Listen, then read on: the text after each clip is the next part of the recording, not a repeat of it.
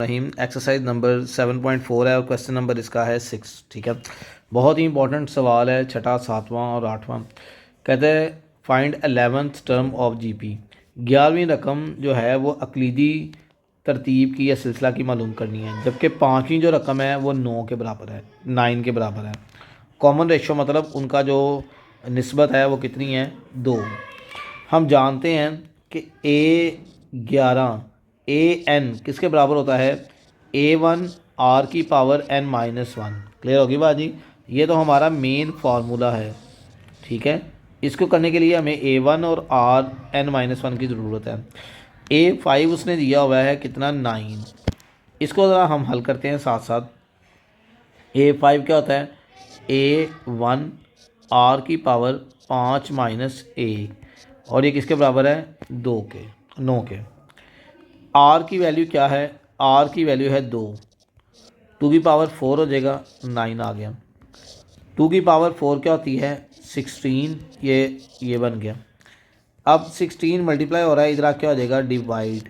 तो बेटा ये हमारे पास क्या आ गया, A1 9/16। क्लियर होगी बात जी। हमारे पास 5वीं जो रकम थी वो 9 के बराबर थी। हम जानते हैं A5 क्या होगा, अगर हम लिखें सो A1 R की पावर n-1 मतलब 5-1, तो मैंने वही लिखा है इसको। चूँकि ये 9 के इक्वल था तो 5 की जगह मैंने क्या लिख लिया, 9। क्लियर होगी बात। यहाँ से मैंने A1 निकाला। चूँकि मुझे ये निकालने के लिए A11 निकालने के लिए किस किस चीज़ की ज़रूरत थी, A1 और R की पावर 11-1 की। तो R तो मेरे पास है, वो तो मौजूद है मेरे पास, लेकिन मेरे पास A1 नहीं है। तो मैंने A1 इसलिए इससे निकाला 9/16, और ये क्या आया, 2 की पावर 10। बात क्लियर होगी। अब यहाँ से आगे चलते हैं। सो 2 की पावर 10 लेते हैं, तो ये हमारे पास आ जाएगा, एक मिनट, अब ये आ गया 1024। इसको डिवाइड करते हैं 16 पे तो आएगा 64। ठीक है, अब इस 64 को 9 से मल्टीप्लाई कर दें तो ये आ जाएगा, 64 को जब 9 से मल्टीप्लाई करेंगे तो ये हमारे पास आएगा 9×4 = 36, और ये आएगा 576। सो ये मेरे पास आ गया। इससे अगला सवाल भी इसी तरह का है, सेम करते हैं। सातवां कहता है A13 फाइंड आउट करनी है, जबकि A7 दिया हुआ है। मतलब हमने A7 से क्या निकालना है, एक्चुअली A1। क्लियर होगी बात जी। अब हम जानते हैं AN = क्या होता है, A1 R की पावर n-1। सो A7 = क्या बनेगा, A1 R की पावर 7-1। A7 कितना है, 25 है, और A1 फाइंड आउट करना है। ये 3 की पावर क्या बनेगी, 6। यहाँ तो कोई इशू तो नहीं है। अब देखिए 3 की पावर 6 लेते हैं तो हमारे पास ये आएगा A1 3 की पावर जो 6 है 729, ये आ गया। ये इधर मल्टीप्लाई हो रहा है, इधर क्या हो जाएगा, डिवाइड। तो 25/729, ये हमारे पास क्या आ गया, A1 आ गया यहाँ पे। अब बेटा जी यहाँ पे वैल्यू पुट करते हैं। AN = आप साथ साथ भी कर सकते हैं, आप ऊपर नीचे रख के भी कर सकते हैं। AN मतलब A13 = A1 है 25/729, और R कितना है, 3 की पावर 13-1, 3 की पावर 12 आ जाएगा। और जब हम 3 की पावर 12 लेते हैं तो ये आता है हमारे पास, ये आ जाएगा मेरे पास 729 मल्टीप्लाई बाय, तो ये आ जाएगा 531441। 729 पे डिवाइड करेंगे तो ये अगेन हमारे पास 729 ही आ जाएगा। जब हम इस टेबल पे डिवाइड करेंगे 729 आ जाएगा।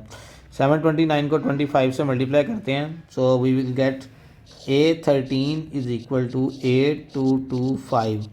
ये मेरे पास A13 आ गया, कोई मसला तो नहीं इसमें। इसके बाद आगे चलते हैं। आठवां सवाल एक बहुत ज़्यादा इंपॉर्टेंट है। इसके अंदर 8वें सवाल में कह रहा है, कहता है A B C and D are in GP, कि ये GP के अंदर हैं। जब कोई बॉडी ज्योमेट्रिक प्रोग्रेशन में होती है तो बेटा उसका जो कॉमन रेशो है वो क्या होती है, सेम। ठीक है, इसका मतलब है अगर हम R निकालते हैं, किसका R निकालते हैं, B और A का, तो B को A पे डिवाइड करेंगे। और अगर हम अगली दो का निकालते हैं तो वो क्या आएगा, C/A बी आएगा, और अगर लास्ट का निकालते हैं तो वो क्या आएगा, डी ओवर सी आ जाएगा। इन दोनों को, ये तीनों बराबर हैं, हम इन दोनों को कंबाइन करते हैं तो ये हमारे पास आ जाएगा बी ओवर ए और सी ओवर बी। ठीक, इसको मज़ीद करते हैं तो ये क्या बनेगा, बी स्क्वायर और ये आ जाएगा ए सी। कोई इशू तो नहीं है इसमें। तो ये आपके पास एक इक्वेशन बन जाएगी। क्लियर। इसी तरह अब इन दोनों को आपने कंबाइन किया था, अब आप लोग इन दोनों को कंबाइन करें, इन दोनों कर लें। अगर आपने इन दोनों को नहीं करना चाह रहे तो इन दोनों को कर लें, क्योंकि कॉमन रेशो पूरे के पूरे नंबर्स की क्या होती है, सेम होती है। ठीक है। अब बेटा जी क्या करेंगे, हम लोग इन दोनों को कंबाइन करेंगे, सी ओवर बी हो जाएगा और ये आ जाएगा डी ओवर सी।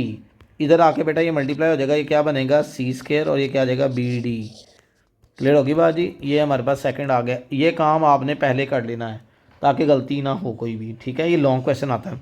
अब आपने क्या है, उसने कहा भाई शो डैट कि ये तीन रकमें भी किस में हैं, ये भी हमारे पास किसके अंदर हैं, जीपी के अंदर हैं। क्लियर होगी बात। मतलब इन तीनों की भी कॉमन रेशो क्या होगी, सेम। अब ज़रा देखिए यहाँ पे देखें, आर लेते हैं। जब आर लूँगा, ये सेकंड टर्म है, बी माइनस सी किस पे डिवाइड करूँगा, ए माइनस बी पे। इस तरह अगर इसका आर लेता हूँ तो ये क्या आएगा, सी माइनस डी, और ये किसके इक्वल होगा, बी माइनस सी के। अब ये दोनों क्या होते हैं, सेम होते हैं, क्योंकि दोनों क्या होने चाहिए, सेम। मतलब अगर R1 कह दें R2 कह दें तो दोनों क्या आने चाहिए, सेम आने चाहिए। क्यों सेम आने चाहिए, कोई आपसे पूछ रहा है, because these are in GP, क्योंकि ये अकलीदी प्रोग्रेशन के अंदर हैं, तरतीब के अंदर हैं।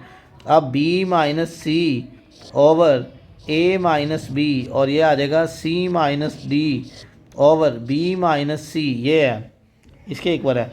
ये इधर आके मल्टीप्लाई हो जाएगा, तो जब ये इधर आके मल्टीप्लाई होगा b माइनस सी, और ये भी क्या आ गया, b माइनस सी, और ये इधर आके मल्टीप्लाई हो गया a माइनस बी, और ये क्या आ गया, c minus D.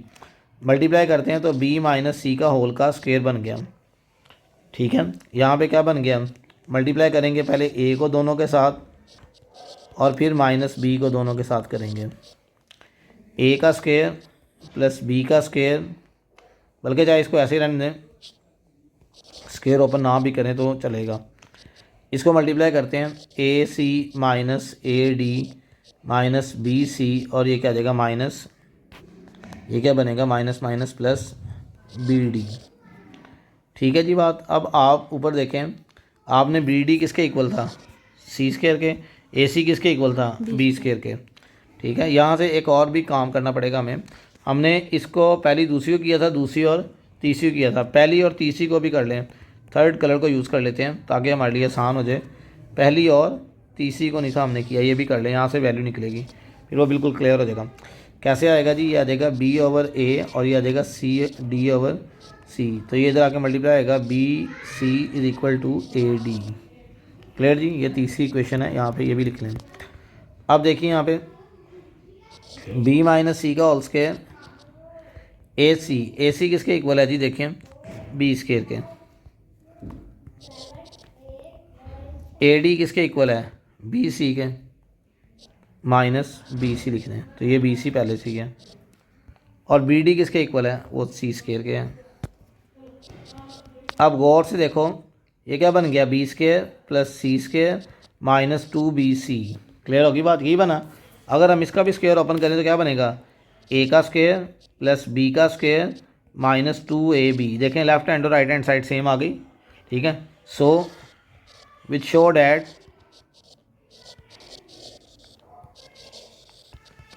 These are in GP. दोबारा एक दफ़ा देख लीजिए।